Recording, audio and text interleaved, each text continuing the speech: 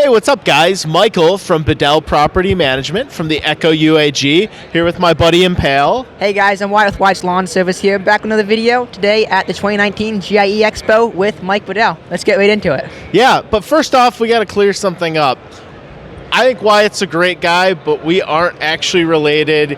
He is not my son. I don't know how people get this idea I'm like feeding him lawns. We actually live hundreds of miles from each other. So how that's even logistically possible, not sure. But thanks for getting super creative with the comments or whatever's going on the internet. But we just wanted to clear that up. Me and Wyatt, great friends. I totally would claim him as a son, but we're not actually related. So anyway, now that we cleared that up, let's talk about some business challenges. That's right, guys. So today we're actually going to be talking about business challenges in our business, and we thought this would be a really interesting topic to talk about, as Mike and I obviously have completely different business challenges. For example, I'm young, my business is new, and I have completely different hurdles to cross than him. He's older, has a lot more experience in the business, and he's got different experiences with employees and all kinds of stuff. So with that, let's get right into it. Yeah. So Wyatt, let's just dive right into it by it's the end of 2019. We're into the fourth quarter here. So a lot of companies are taking time to start reflecting on what were things that went really well. But since this segment's about business challenges, let's spend a little time and talk about maybe something that didn't go so well for you in 2019. And we can talk about maybe some ways that you're looking to improve that for 2020 here. Well, that's a good question, Mike. Honestly, one of the big struggles for 2019, and it's a struggle many business owners have, is actually going to be employees. For me, I went through about 4 employees this spring. I had a lot of guys that just did not work out. I ended up going solo this year. Really? But a lot of guys I went through, and it didn't want to work out.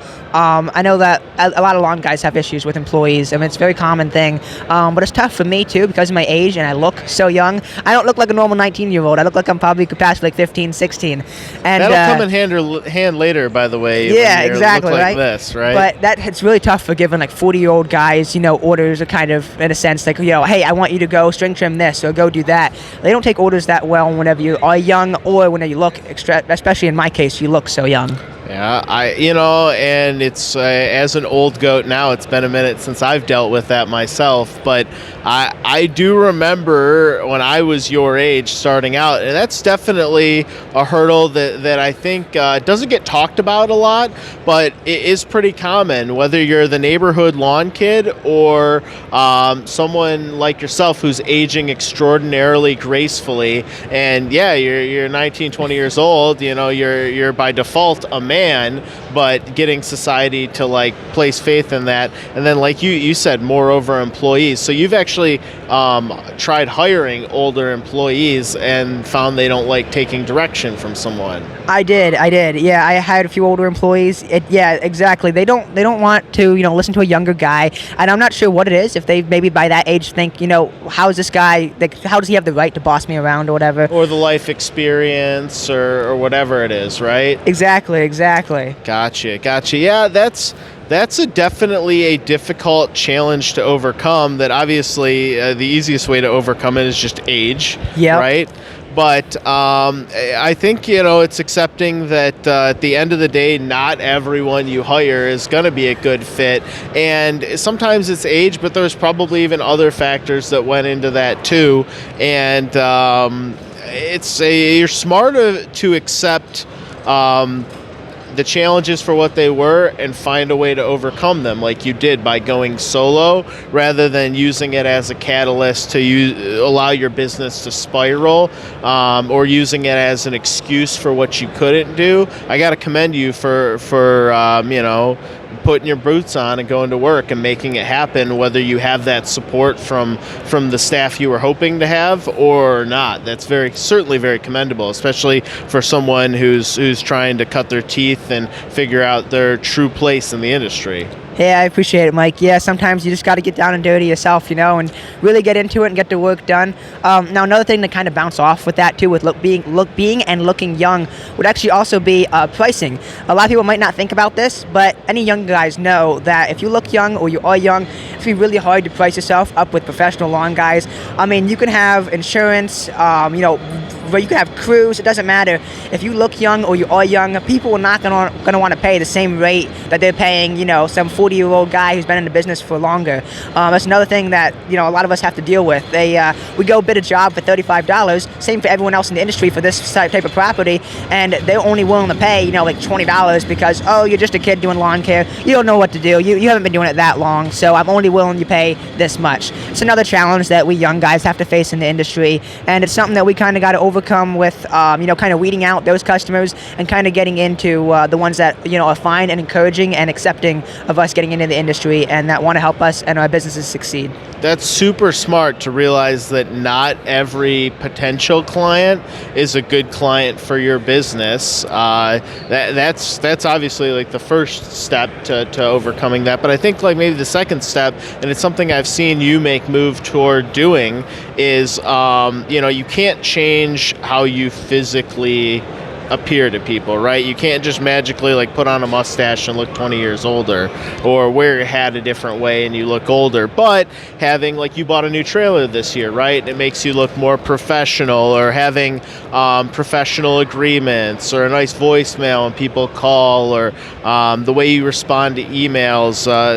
There's been other talk at the show here about by the time someone's coming to deal with, hire your service or deal with your brand, they have lots of other experience with different brands. And depending where they sit in society, those may be luxury brands, those may be more economy-based brands, and it's kind of catering to that mindset. So if you're the luxury landscape guy, making it more of like a Ritz-Carlton type experience, versus if it's more like down and dirty and more price point based work, it's okay to still give them a professional experience. No one would say that like most McDonald's or Burger King or any of the big food franchises aren't organized and well run, but they're competing on a lower price point, right? They're not like some of the nice restaurants down by 4th Street here, where we'll all be headed in a couple hours, that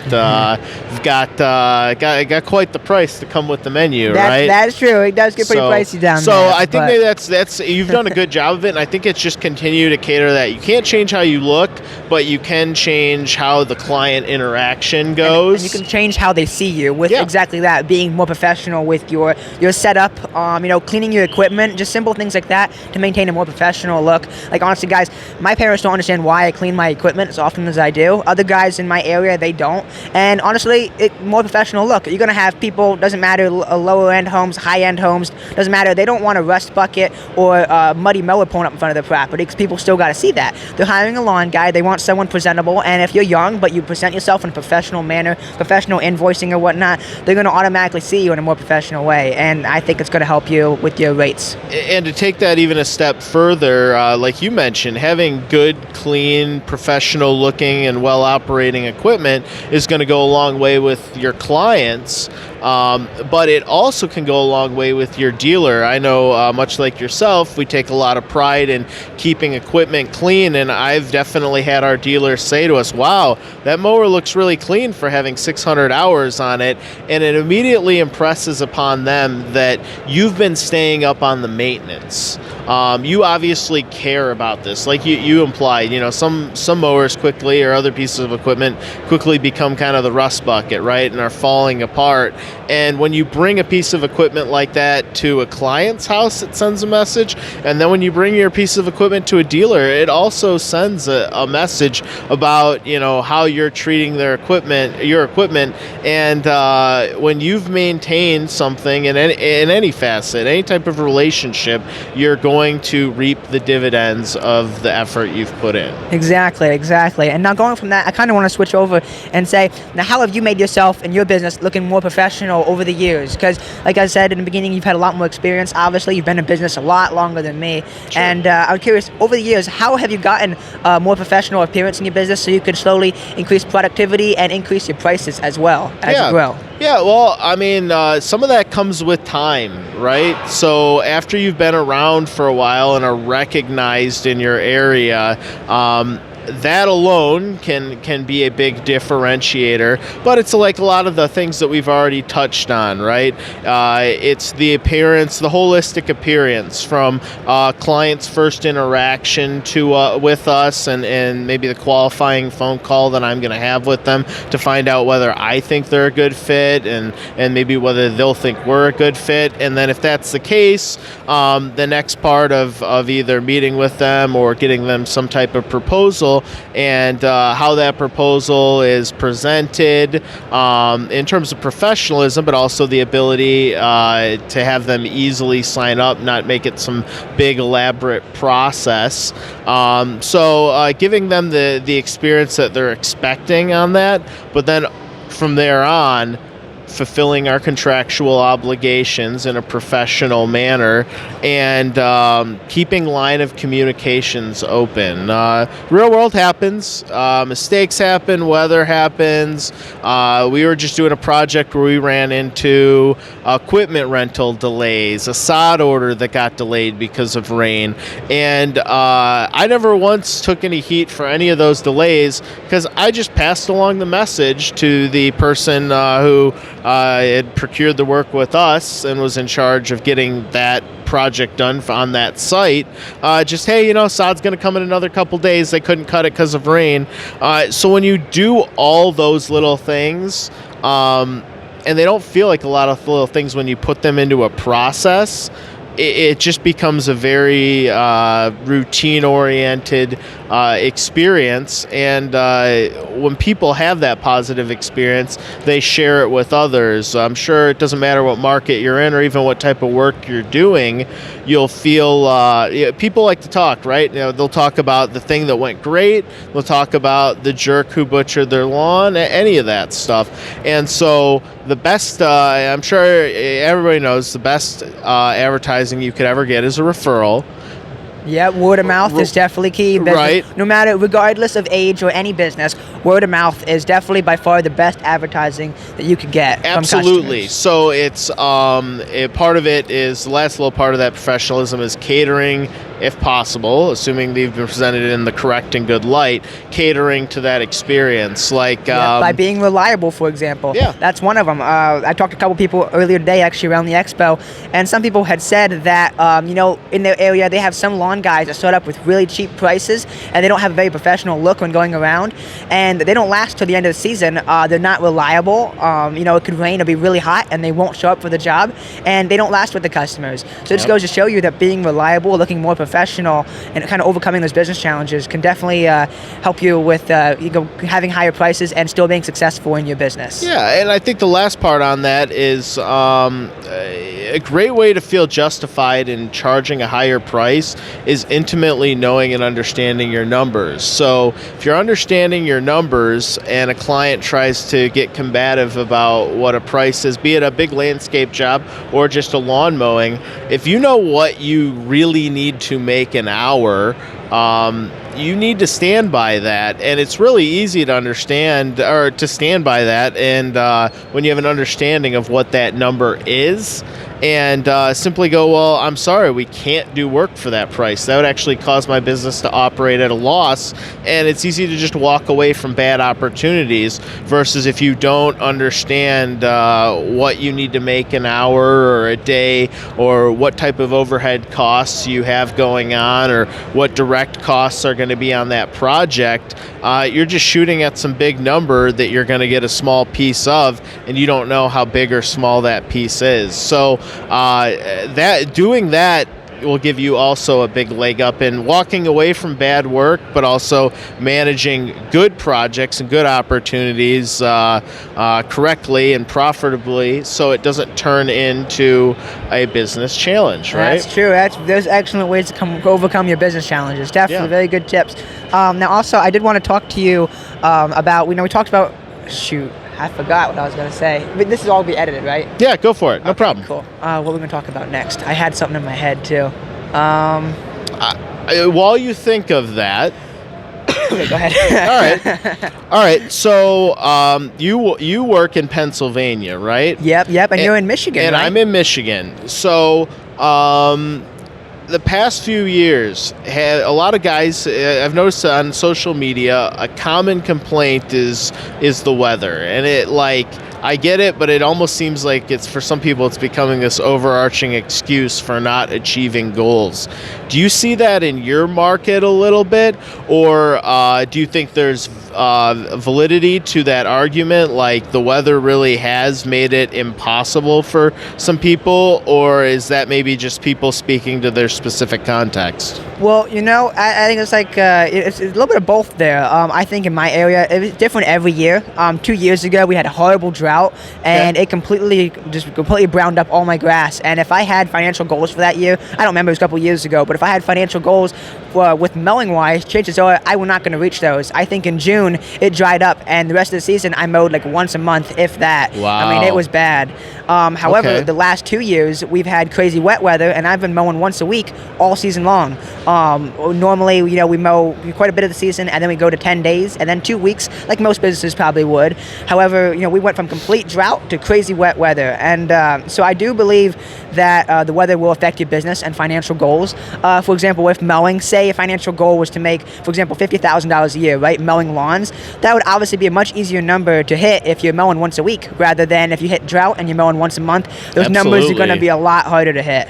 So what I heard you say, as someone who's been through this for a few years, is while it's good to have short-term goals, it's maybe not beating yourself up if you can't achieve those, and maybe looking at more of like a 2 to 3 year, maybe even 5 year horizon, kind of like is common in some certain snow contracts where it's just perceived like you might have a light winter one year and a heavier winter the next, and then an average winter, and if you sign into a 3-year agreement, at the end of the day, it all kind of panned out to being average, and everybody wins. So maybe for younger guys, it's when setting goals or putting together a plan, kind of planning maybe for that worst case scenario, so that that you could sustain it at worst case scenario, maybe only a mowing or 2 a month. So when you get in those situations where, it's raining a lot, but you're working all the time, those lawns need to be mowed,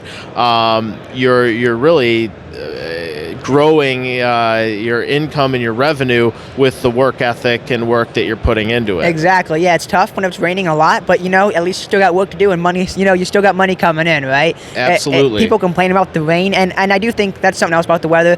A lot of people do use the weather as an excuse. I think that even if you have weather that's not ideal for your business, it's tough in your area, you should find other things to help make you reach those financial goals. For example, during that time where I had a drought, I did a lot more tree work than I would normally do. I found other ways to advertise to customers. If we had like wind or something that blew down tree, hey, I'll come over and chainsaw chop that thing up and haul it off for you. And I got outside my comfort zone. I think I was like 15 at the time I was dealing with that. So I actually would also like paint porches and stuff. I mean, just doing odd jobs to help me reach those financial goals for the season. You got to find other ways to make money. You can't just rely on one thing. You got to diversify your business a little bit. If weather kind of messes up your one thing and you put all your eggs in that one basket, it's not going to work out. You're going to have a really bad season. So you got to kind of diversify your business a little bit there. That is really impressive advice from a young guy, Wyatt, that you would have the gumption to just take a different road, just keep moving forward and not use it as an excuse to say woe is me and talk about how tough things are. I think you're right. There's opportunity around you all the time, and as you get older, you get better at recognizing that.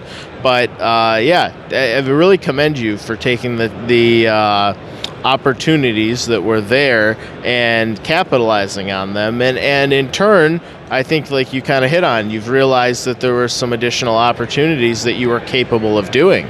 Appreciate it. Yeah, there's always lots of odd jobs to do, and like if you have a business, it's dried up and you can't mow or whatever, or maybe it's wintertime, and during the winter you live down south, there's no snow to do, but the grass is all dried up. Lawn guys down there, they find other types of work to do. They get into more like maybe outdoor contracting type work. I know some guys, they put up like fences and all kinds of stuff. I mean, there's always other options if you have financial goals and obligations that you're trying to make or that you need to reach for your business and for personal reasons, of course, obviously. Yeah. So I think something important just to leave everyone with here is that everyone is going to have business challenges. Doesn't matter whether you're a new guy or someone who's been in the business for 15 years, or even one of my mentors who's over there and has been in the business for 40 years. And it's all about how you embrace those challenges. And if you embrace them correctly, you can take a perceived challenge and turn it into your next big opportunity. Yep. And that's something that Echo Means Business is all about. That's literally the catalyst of the forum, of the app, and we'd love if you came on and interacted with Wyatt and I, shared some of your business challenges, and embraced the community that's there. We want to help you turn those challenges into an opportunity for you. So go ahead, comment, reach out to any of us, reach out to us on Instagram, and we're more than happy to take the time, especially a new guy from Wyatt. He's got his perspective. I've got a few years on that and may have a different set of advice to offer, but there's so many of us out there. Reach out to a UAG member. Let us help you, and thanks for tuning in today, guys. We really appreciate you taking the time. Yep, hope you have a good one. Bye-bye.